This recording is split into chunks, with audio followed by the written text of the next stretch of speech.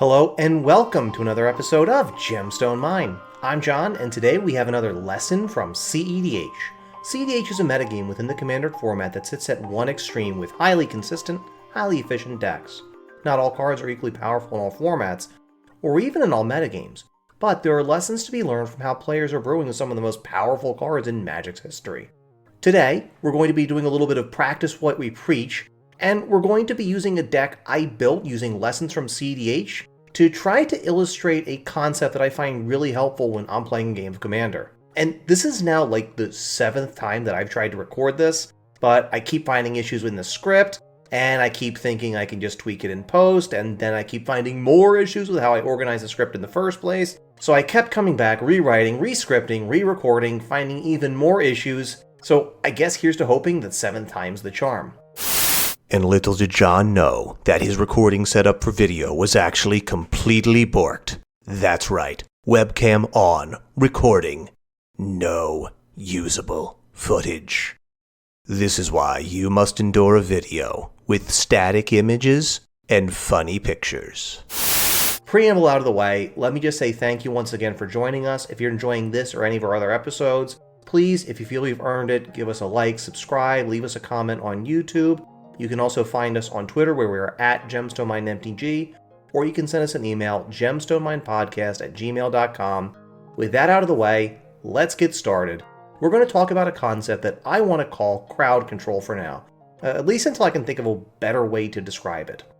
Crowd control describes how you can set multiple opponents back with the same game action. A classic example would be a stacks piece like Drannith Magistrate. Cast one card, deny 3 opponents their commanders, and potentially take them off their primary game plans. Looking for cards that say opponents, or each opponent, or each turn, or similar phrasing is kind of Commander Card Evaluation 101 for a reason. And we've talked about the concept of the action economy before, and you can consider this concept to be an extension of that idea. But we have a lot of other scenarios where we can indirectly deny our opponent's actions, which we're going to see throughout the course of this episode. And the reason that I'm discussing this is that it actually built out of several ideas that Rebel Sun, notable CAG member, tournament grinder, and Jeggy enthusiast described in her series of videos on Commander School. We'll be using a decidedly non-cEDH deck to illustrate how to apply these concepts to a game of casual Commander, and how you can build a deck meant for classic Battlecruiser games of Commander with the understandings that we can glean from cEDH. Let's start with the concept called cornering. Cornering is the idea that you're going to incrementally remove your opponent's options in a game of Commander. Rebel described cornering in her video, which I'm going to link in the description. You may play stacks pieces, or you may have board presence and card choices which limit the actions your opponents can take, allowing you to dictate which actions they can take. And that's kind of the important part. Let's have an example. Let's assume that we're playing against an opponent who controls a 1/3 Thrasios, a 1/1 Esper Sentinel, and a Tymna, a 2/2 for 1, a white and a black. And we attack with one of our partner commanders, Ardent Intrepid Archaeologist, a mono-white partner commander getting more attention in cEDH circles because of his triggered ability, which cheats on the mana cost of equips. Now we'll talk more about the role of Ardent's triggered ability shortly, but for now, he's going in unarmed. Our opponent has a number of different options, and it can be hard to predict if they'll just block our commander with Thrasios, or if they'll double block, or they'll chump block, or they'll just take the damage. It's a little hard to be sure because they have so many options open to them. So, to begin cornering our opponent, we're going to change the scenario now, and we're going to assume that in addition to Arden, we control our partner, Falthus, Shadowcat Familiar, who, in addition to being named after the single best member of the X-Men, also grants Arden Menace and Death Touch. Though I guess a much better tribute to Kitty Pryde would be if you actually granted Unblockable, but anyway. This single change means that our opponent now has a drastically reduced range of options where they can block favorably.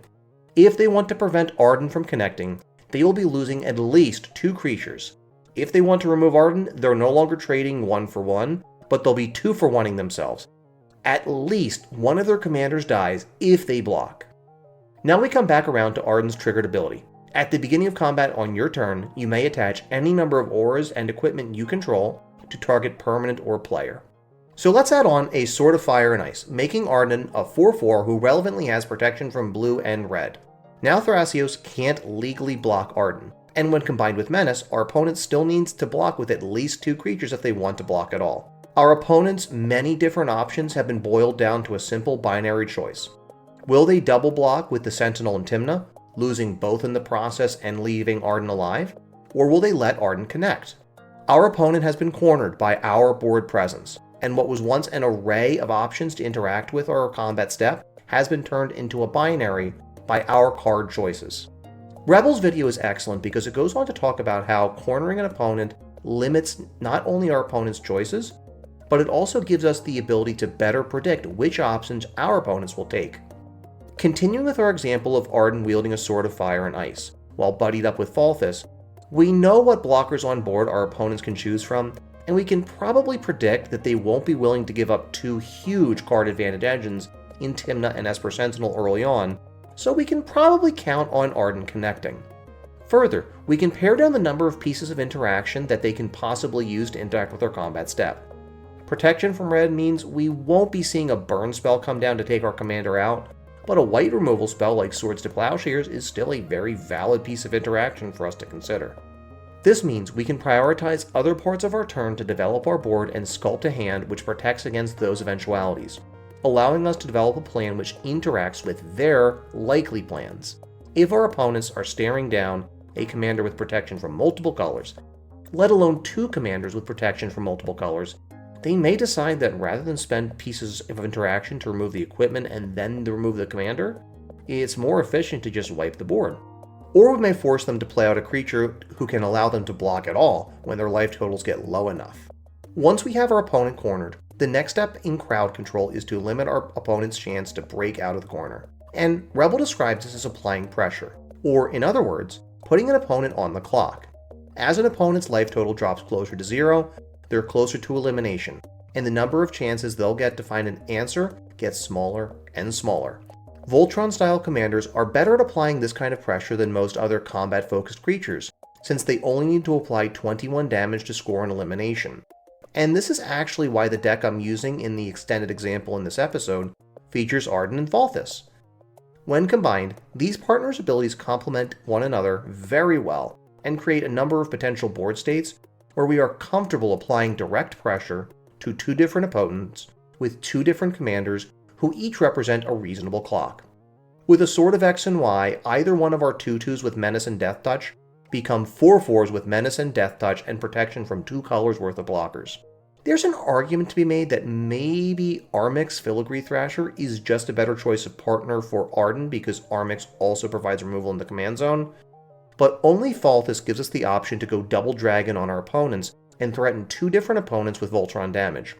Arden provides better removal, but doesn't provide Arden with the evasion he really needs to be effective as a Voltron commander.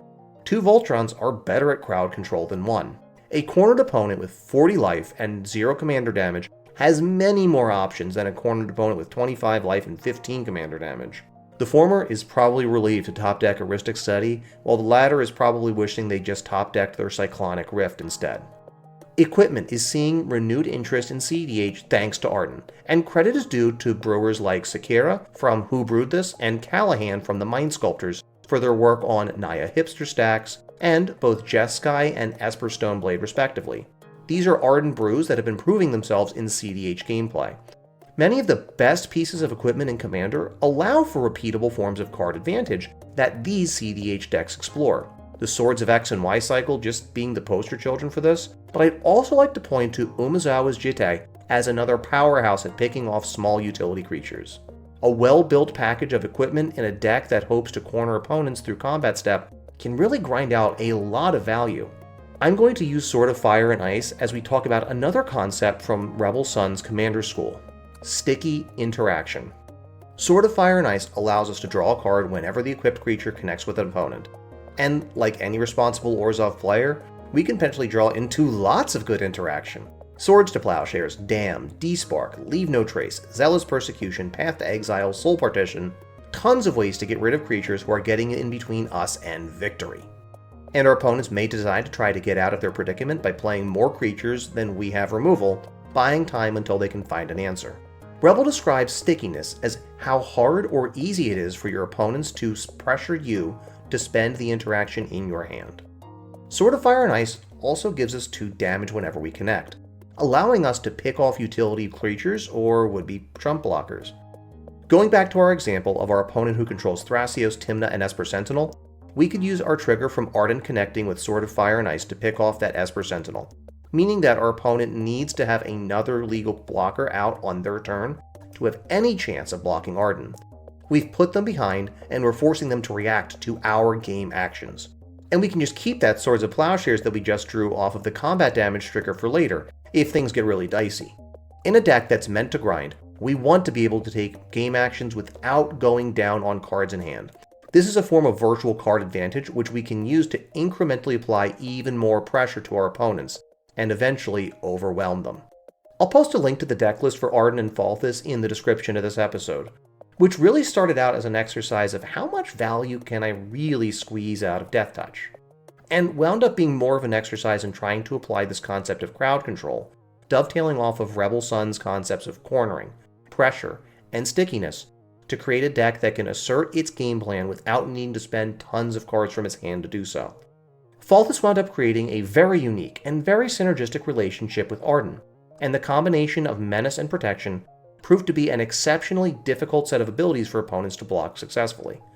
I wound up leaning pretty heavily into the combat step as the value engine for the deck and the primary source of pressure, and this creates a fairly unique game plan where we can have 2 evasive commanders who can fairly easily put opponents on the clock while also grinding out card advantage and applying pressure with no real need for additional mana or card investment beyond the initial equipment package.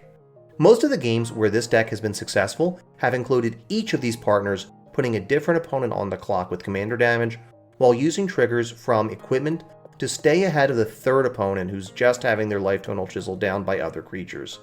And quite honestly, it's been a lot of fun.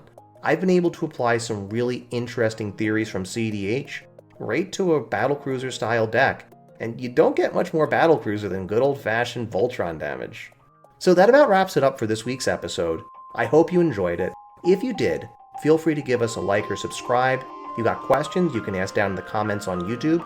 You can add us on Twitter, where we are at GemstoneMineMTG, or you can send us an email, gemstoneminepodcast@gmail.com. Until next time, I'm John, and this is Gemstone Mine.